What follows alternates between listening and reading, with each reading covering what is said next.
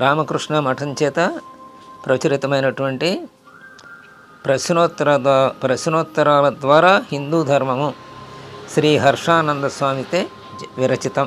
దీని గురించి ఇవాళ తెలుసుకుందాం.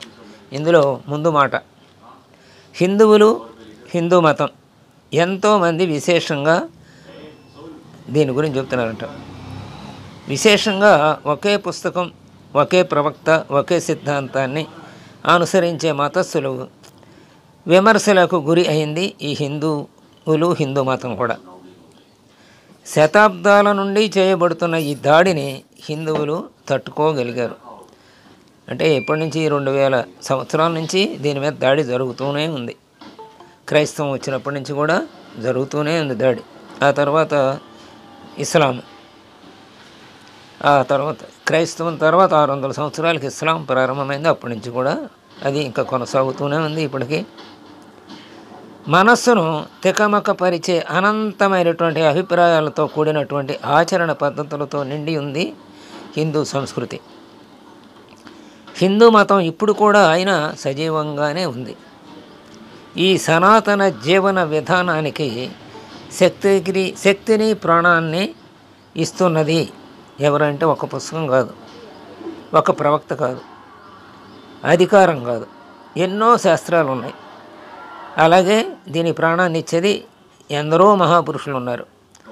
వాళ్ళందరూ తమ ధార్మిక ఆచరణలను కానీ, కళా సాహిత్య రూపాలను కానీ, తన ముఖ్య సిద్ధాంతాల సారాంశాన్ని కానీ మార్చుకోకుండానే సరికొత్త భావాలను తనలో ఇముడ్చుకునే శక్తిని ప్రదర్శించింది హిందుత్వం.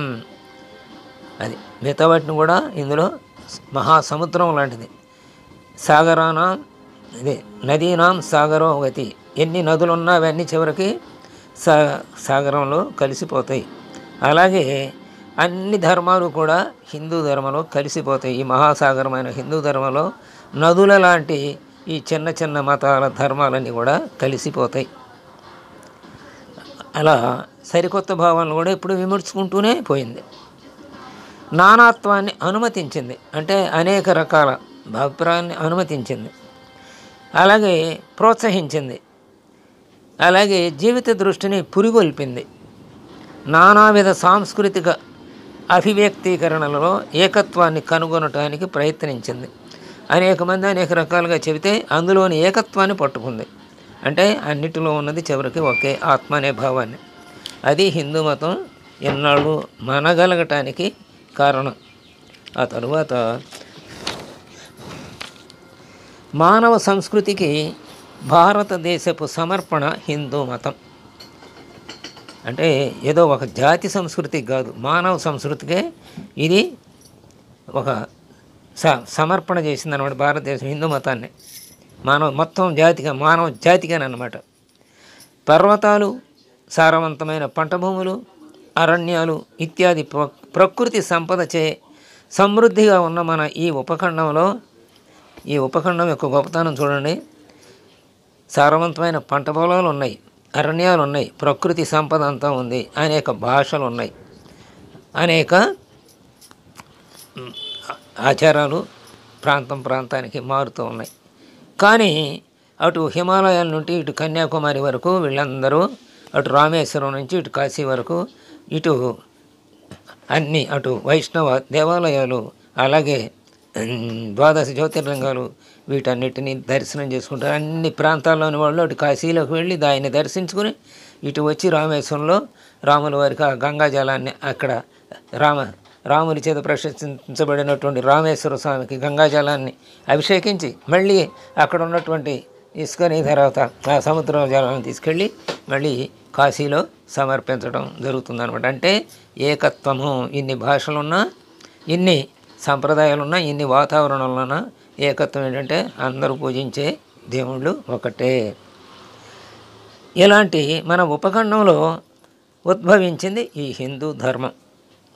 ఎన్నో జాతులు ఈ భూమిపై పోరాడాయి, అవి లీనమైపోయాయి. అంటే మళ్ళీ ఇప్పుడు వాటి మనుగడ కూడా లేదు.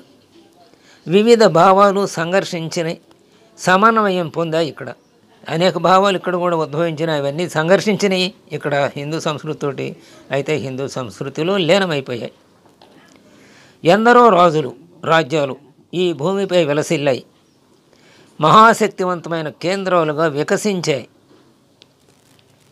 పవిత్రమైన రమణీయమైన స్మృతి చిహ్నాలను తమ వెనుక విడిచిపోయాయి. ఇవన్నీ కూడా ఇక్కడే ఈ భారతదేశంలో. అలాగే మరి వైజ్ఞానిక పరికరాలు లేవు ఆ రోజుల్లో. అంటే ఇవాళ టెలిస్కోప్ ఉంది చూడటానికి ఎక్కడో నక్షత్రాలని, ఆ రోజున ఇవి లేవు. అయినా మొత్తం ఖగోళ పరిజ్ఞానం అంతా మన ఋషులు అందించారు. అంటే మనస్సే సాధనంగా, మనస్సునే ఉపకరణంగా, ఒక యంత్రంగా ఉపయోగించుకున్నారు మనస్సునే. అంటే ఏకాగ్రత ద్వారా, అలాగే దివ్య దృష్టి ద్వారా, ఇలాగ జన్మ మృత్యు రహస్యాలన్నిటినీ కూడా సాధన చేత మనస్సుని దేవుని యందు త్రికరణ శుద్ధిగా లయం చేసి ఆయన ఇచ్చినటువంటి స్ఫూర్తిని ద్వారా వీటన్నిటినీ మన వాళ్ళు చెప్పగలిగారు. జన్మ యొక్క రహస్యాన్ని, మృత్యు యొక్క రహస్యాలని అన్నిటినీ కనుగొనడానికి మన ఋషులు ప్రయత్నించారు. ఎందరో ఈ గడ్డ మీద అలా ప్రయత్నించి సఫలులయ్యారు. జీవన మర్మంచే ఆకర్షింపబడి మనుష్య జీవితం యొక్క అర్థాన్ని, గమ్యాన్ని తెలుసుకోవాలనే ఉద్దేశంతో, అంటే జీవితం యొక్క అర్థాన్ని అలాగే గమ్యాన్ని కూడా, ఈ రెండింటినీ తెలుసుకోవాలి. అంటే జీవించడం కేవలం త్యాగంతో కాదు, సుఖాలు కూడా అనుభవించాలి. అందుకే పురుషార్థాలు ఇచ్చారు కదా మనకి, ధర్మ అర్థ కామ మోక్షాలని. ధర్మంగా అర్థాన్ని సంపాదించి ధర్మబద్ధమైన కామాన్ని తీర్చుకుని ఆ తర్వాత మోక్షం కోసం ప్రయత్నించమని. కాబట్టి జీవితం యొక్క అర్థాన్ని, గమ్యాన్ని రెండింటినీ తెలుసుకోవాలనే ఉద్దేశంతో ఏం చేశారు, అజ్ఞాతంలోనికి దూకటానికి కూడా సాహసించిన వారి గాథ ఈ హిందూ మతపు గాథ అన్నమాట, లేకపోతే హిందూ ధర్మపు గాథ. ఇది మరి వైజ్ఞానిక యుగం. ఇప్పుడంతా విజ్ఞానం విస్తరిస్తోంది. అనేక పుస్తకాలు, అనేక యంత్రాలు, అనేక పరికరాలు మనకు తోడుగా ఉన్నాయి. స్వతంత్రత ఇది ఎక్కువ ఉంది. ఇది మానవతా యుగం. మతాలన్నీ కూడా ఏదో ఒక సమయంలో క్లిష్ట పరిస్థితులను ఎదుర్కోవలసిన సమయాలు ఉంటాయి. అన్ని మతాలు అలాగే ఎదుర్కోవాల్సి వస్తాయి. ప్రతి మనిషి కూడా తన జీవితంలో కష్టాలను ఎదుర్కొని ఎలా జీవితం గడపాల్సి వస్తుందో, అలా తర్వాత సుఖాలు ఎట్ట పొందుతాడో అట్లాగే సంస్కృతులకు కూడా ఈ కష్ట సుఖాలు ఉన్నాయి. అలాగే ఈ సంస్కృతులకు కూడా అలాంటి కష్ట పరిస్థితులను ఎదుర్కోవాల్సి నిలబడవలసి వస్తుంది. అలా హిందూ ధర్మం నిలబడింది. ఈజిప్టు నాగరికత నశించిపోయింది, అలాగే గ్రీకు నాగరికత నశించిపోయింది. ఆనవాళ్ళు కూడా లేవు ఇవాళ. సహజంగానే హిందూ మతానికి కూడా ఇది పరీక్ష సమయం మనకి.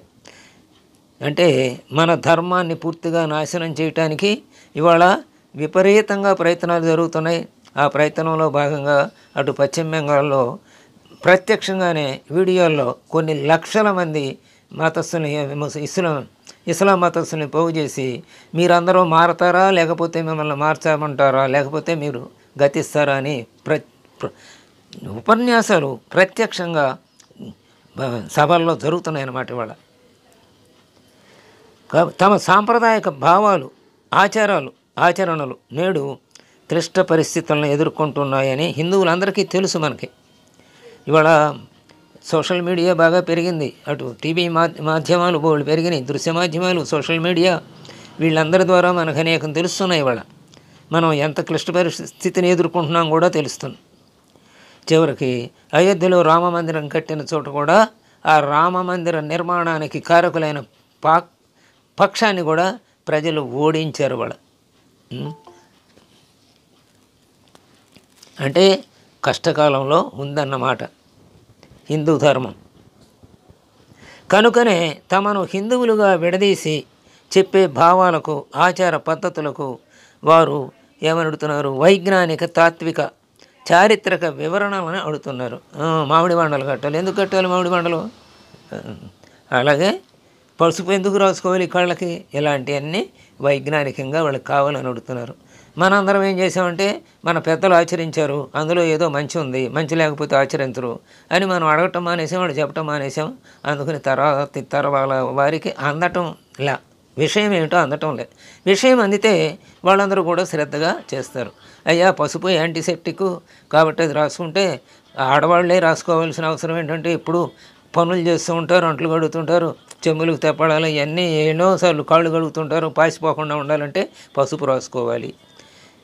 అప్పుడు ఆక్సిజన్ యంత్రాలు లేవు కాబట్టి, ఏసీలు లేవు కాబట్టి వచ్చే శుభకార్యాల్లో జనం ఎక్కువగా మంది వచ్చి వాళ్ళు పీల్చే గాలి, వాళ్ళు వలిదేలే గాలి ఎక్కువగా ఉంటుంది. అది కార్బన్ డైఆక్సైడ్ కలిగి ఉంటుంది, బొగ్గు పులుసు వాయువు.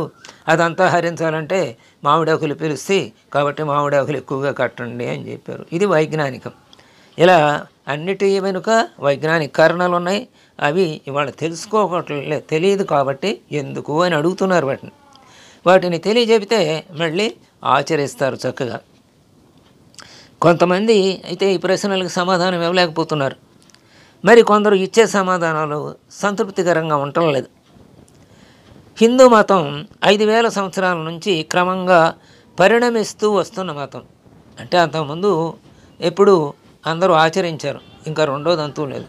కానీ 5000 సంవత్సరాల నుంచి పరిణామం చెందుతూ వస్తుందన్నమాట. ఈ దీర్ఘకాలంలో ఎన్నో చారిత్రక వివరాలు మనకు తెలియరాకున్నాయి. ఈ 5000 సంవత్సరాల్లో ఎందుకని ఇది ఇంతవరకు ఇట్లా సంఘర్షణలు ఎదుర్కొంటుందో అన్ని చరిత్ర కారణాలు మనకు తెలియటం లేదు. కాబట్టి ప్రతి ఒక్క ప్రశ్నకు ఖచ్చితమైన సమాధానం ఇవ్వటం కాస్త సాధ్యం కానటువంటి పని. అయినా విద్యార్థుల చేత, విమర్శకుల చేత అడగబడే సామాన్యమైన కొన్ని ప్రశ్నలకు సంక్షిప్తంగానైనా సమాధానం ఇవ్వటానికి ప్రయత్నించడమే ఈ చిన్న పుస్తకం యొక్క ఉద్దేశం. హిందూ మతం పేరుతో చలామణి అవుతున్న అన్ని ఆచారాలను కానీ, ఆచరణలను కానీ, భావాలను కానీ సమర్థించటానికి చేసిన ప్రయత్నం కాదు ఇది. ఇందులో కొన్ని అనుకోకుండా అనవసరమైన చేరిని, వాటిని తొలగించుకోవడానికి కూడా ప్రయత్నం చేద్దాం. అందుకని కేవలం మన ఆచారాల్లో ఉన్నటువంటి మూఢత్వానికి సంబంధించిన తర్వాత చేరిన వాటిని సమర్థించుకోవడానికి మాత్రం మనం ఈ పుస్తకంలో ప్రయత్నించలేదు. అలాంటి వాటిని మనం పక్కనే పెట్టేశాం. ఇక మనకు తెలిసిన భావాలు, ఆచారాలు ఎలా ఉద్భవించాయో ఒకంత వివరించటానికి చేసిన ప్రయత్నం ఈ పుస్తకంలో జరిగింది. గతంలో హిందూ మతం ఎంతో మారింది. విజ్ఞానం పుణ్యమాని దూరంగా ఉన్న దేశాలు, వివిధ సంస్కృతులు ఎంతో దగ్గరయ్యాయి. ఈ యుగంలో ఈ సామీప్య ప్రభావం వలన భవిష్యత్తులో కూడా హిందూ మతంలో మార్పు వస్తుంది అని, అలాగే కాలానుగుణంగా మార్పు రావటమే ఉచితమని కూడా మనం గ్రహించాలి. హిందూ మతం మరింత శక్తివంతమై మనుష్యులను ప్రేరేపించాలంటే కనీసం దానిలోని మర్మాంశాలు, అంటే దాయబడిన అంశాలు మనం తెలుసుకోవాలి. ఆ ఉద్దేశం మనకి తెలియాలి, వాటిలోని మర్మం ఏమిటో మనకు తెలియాలి. ఈ చిన్న పుస్తకం హిందూ మతాన్ని గురించి ఉన్న కొన్ని తప్పుడు అభిప్రాయాలను తొలగించి విశేషంగా హిందువులకు తమ మతంపై మరింత విశ్వాసాన్ని కలిగిస్తుందని ఆశిస్తున్నాం. ఈ పుస్తకాన్ని మరింత చక్కగా చేయటానికి సహకరించగల సూచనలను కృతజ్ఞతతో స్వీకరించబడతాయి. దీనిని వ్రాస్తున్నప్పుడు తమ అమూల్యమైన సలహాలు ఇచ్చి సహాయం చేసిన స్వామి అచలానంద, శ్రీ శ్రీనివాసాచార్, శ్రీ వి ముద్దలింగన్న, శ్రీ విశ్వేశ్వర్, వీరందరికీ నా కృతజ్ఞతలు. స్వామి హర్షానంద గారు. స్వస్తి. అంటే మన సంస్కృతికి ఎన్నో ధ్వంసానికి ఎన్నో ప్రయత్నాలు జరిగినాయి. అయినా మన సంస్కృతి ఇప్పటికీ నిలబడటానికి కారణం దానిలో ఉన్నటువంటి ధర్మచింతన, అంటే విశ్వవ్యాప్తమైన సమాజ శ్రేయస్సు. కేవలం మానవుల శ్రేయస్సే కాదు, సృష్టిలోని చరాచర సృష్టి యొక్క మనుగడకి కావలసినటువంటి ఆచరణ హిందూ ధర్మంలో మన ఋషుల చేత ప్రతిష్ఠించబడింది అన్నమాట. కాలానుగుణంగా మారుతూ ఉన్న వాటిని కూడా స్వీకరించి, అంగీకరించి వాటిని కలుపుకొని వెళుతూ ఉన్నారు.